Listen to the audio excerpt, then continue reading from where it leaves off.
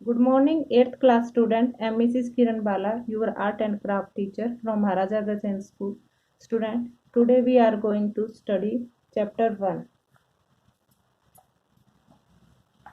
आज हम first chapter पढ़ेंगे वस्तु चित्रण। बेटा, आज तक आपने 7th क्लास तक जो ड्राइंग की उसमें आपके क्वेश्चन आंसर नहीं आते थे। अब 8th क्लास में आपके क्वेश्चन आंसर भी आएंगे, ट्रू फॉल्स भी, फिलअप्स भी, ये सारी चीज़ आएंगी, इसलिए हमें चैप्टर रीड करना पड़ेगा। आप जानते हैं कि निर्जीव वस्तुओं के चित्रण को वस्तु चित्रण कहते हैं। वस्तु चित्रण 3 प्रकार से किया जा सकता है। नंबर 1 वस्तु की स्मृति से, नंबर 2 वस्तु के बने हुए चित्र से, नंबर 3 वस्तु को सामने रखकर। पिछली कक्षाओं में आप वस्तु की स्मृति से तथा वस्तु के बने हुए चित्र से वस्तु चित्रण सीख चुके हैं। इस कक्षा में आप वस्तु को सामने रखकर वस्तु चित्रण सीखोगे। इस विधि में सामने रखी हुई वस्तु को देखते हुए उसका चित्रांकन किया जाता है। वस्तु चित्रण में सारा काम निरीक्षण पर निर्भर करता है, अतः निरीक्षण का कार्य पूरी सावधानी तथा एकाग्रता से करना चाहिए।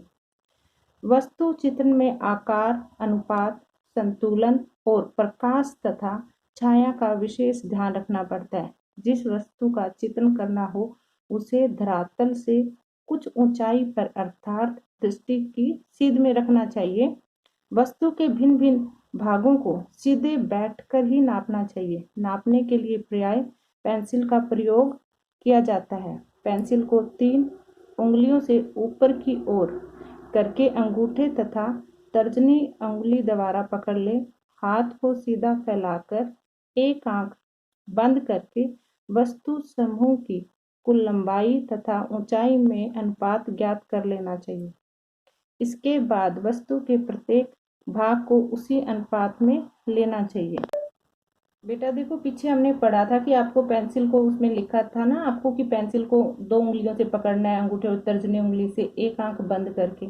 इस पिक्चर में अच्छे से समझाया गया आपको कि देखो सामने ये हमारे ऊंचे स्थान पर ये ड्राइंग की पिक्चर रखी हुई है। इसको देखकर, इस वस्तु को देखकर हमें ड्रॉ करना है। देखो जैसे इसने हाथ फैला रखा है, ऐसे आपको हाथ में फैलाकर पेंसिल की टिप से आपको इनको नापना है कि कौन सी चीज़ खड़ी है, कौन सी चीज़ कम है, किसकी लंबाई ज़्यादा है, वो चीज़ें। और एक आंख को बंद रखना है। और आपको ये सारे जो आपका थोड़ा बहुत जो डाउट रह जाएगा, जैसे हमारा स्कूल लगेगा मैं आपको बिल्कुल क्लियर कर दूंगी, ताकि आप फर्स्ट टाइम ये चीज़ें पढ़ रहे हो तो इसलिए मैं थोड़ा सा पिक्चर के माध्यम से आपको समझा रही हूँ। वस्तु चित्रण के लिए निम्नलिखित बातें ध्यान में रखनी चाहिए। नंबर 1 जिस वस्तु या वस्तु समूह का चित्रण करना हो उसे लगभग 2 से 3 मीटर की दूरी पर बैठना चाहिए। इसमें आपको बताया गया कि जो सामने, जब आप कोई भी पिक्चर बनाओगे तो जो आपके सामने रखे हो उसे 2 से 3 मीटर की दूरी पर बैठना है। नंबर 2 वस्तु चित्रण से पूर्व वस्तु को थोड़ी देर ध्यान से देखना चाहिए। पिक्चर को एकदम ड्रॉ नहीं करना, 1 या 2 मिनट उस पिक्चर को ध्यान से आपको देखना है कि आपको क्या ड्रॉ करना है, कौन सी चीज़ कैसे दिखाई दे रही है आपको। नंबर 3 रेखाखंडों को नापते समय पेंसिल की स्थिति पृथ्वी के समानांतर अथवा लंबवत रहनी चाहिए। नंबर 4 वस्तु चित्रण में ज्यामितीय उपकरण का प्रयोग नहीं करना। ज्यामितीय उपकरण क्या होता है? ज्योमेट्रिकल इंस्ट्रूमेंट, जैसे कोई भी स्केल, कंपास। आपको ये चीज़ों की हेल्प बिल्कुल नहीं लेनी, सब कुछ आपको हाथ से बनाना है। नंबर 5 सभी प्रकार की रेखाएं हाथ से डालनी चाहिए। नंबर 6 रबड़ का प्रयोग कम से कम करना चाहिए। नंबर 7 किसी गोलाकार, बेलनाकार या अंडाकार ओवल शेप को कहते हैं, वस्तु के चित्रण के लिए मध्य में एक लंबा आधार खंड डाल लेना चाहिए। ये क्या होता है? जब मैं आपको पिक्चर सिखाऊंगी आपकी, अभी तो हम लेसन पढ़ रहे हैं, जब हम वस्तु चित्रण करेंगे तब मैं आपको इसका मतलब अच्छे से समझाऊंगी कि लंबा आधार खंड क्या होता है। नंबर 8 वस्तु चित्रण में दृष्टि क्रम के सिद्धांत का ध्यान अवश्य रखना चाहिए। अभी ये इसके बारे में मैं आपको अच्छे से समझा दूंगी। नंबर 9 यदि सामने रखी वस्तु की ऊंचाई अधिक हो तो कागज को ऊंचाई की तरफ से, जैसे हम अगर कोई बोतल बनाते हैं, गिलास बनाते हैं, तो आपको पेज को, और यदि वस्तु की लंबाई अधिक हो तो कागज को लंबाई की तरफ से रखकर चित्र बनाना है। नंबर 10 घनाकार या घनाभाकार वस्तु का चित्र बनाते समय कागज के चारों ओर लगभग 2 या 3 सेंटीमीटर हाशिया अवश्य छोड़ देना चाहिए। नंबर 11, चित्र को पहले पेंसिल से बनाना चाहिए और उसके पश्चात ही रंगों का प्रयोग करना चाहिए। नंबर 12, जब वस्तु की बाहरी रूपरेखा ठीक प्रकार से बन जाए तभी छाया और प्रकाश का प्रभाव दिखाना चाहिए।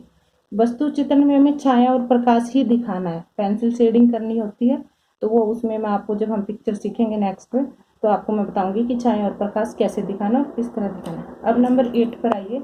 हमने 8 में पढ़ा वस्तु चित्रण में दृष्टिक्रम के सिद्धांत। ये आपके लिए नया है, आप पिक्चर बनाते हो तब ये चीज़ें तो समझ में आती हैं, पर आपको ये नहीं पता होगा कि दृष्टिक्रम के सिद्धांत किसको कहते हैं। वो मैं आपको पिक्चर के माध्यम से अच्छे से समझा रही हूँ। ये देखो, दृष्टिक्रम के सिद्धांत। दृष्टिक्रम के सिद्धांत में क्या होता है कि जो पिक्चर हमें बिल्कुल, जो वस्तु हमें आगे दिखाई दे रही है तो वो हमें बड़ी बनानी पड़ती है। जैसे हम लैंडस्केप में बनाते हैं तो कुछ ट्री हम बड़े बनाते हैं, लास्ट में जो ट्री दूर होता है वो मैं लेसन क्लास में भी बताती हूँ कि ये हमसे दूर है इसलिए हम छोटा बनाते हैं, तो वो दृष्टिक्रम का सिद्धांत होता है। अब आप इन ट्रीज की लाइन्स को देखिए, रो आपको दिखाई दे रही है ना। ये देखो, सबसे ट्री, पहला ट्री बड़ा, सेकेंड जो ट्री है वो उससे थोड़ा सा छोटा है। तो क्यों छोटा है? क्योंकि ये हमसे दूर होता जा रहा है। तो जो वस्तु हमारे बिल्कुल पास होगी, जितनी हमारे पास होगी तो हम उसको बड़ा ड्रॉ करेंगे, पर जो वस्तु हमसे दूर होती है, जैसे देखो ये लास्ट ट्री है तो ये ट्री बहुत छोटा छोटा करना है। ऐसे ये रेलवे ट्रैक देखो, ये पहली ये जो लाइन है ये काफ़ी बड़ी है और फिर ये क्या होती चली गई, देखो बहुत छोटी होती चली गई। इसी को दृष्टिक्रम का सिद्धांत कहते हैं कि जो हमारे बिल्कुल पास है, जो हमें, उसको हम बड़ा ड्रॉ करेंगे और जो वस्तु हमसे काफ़ी दूर है उसको हम छोटा ड्रॉ करेंगे। ओके बेटा।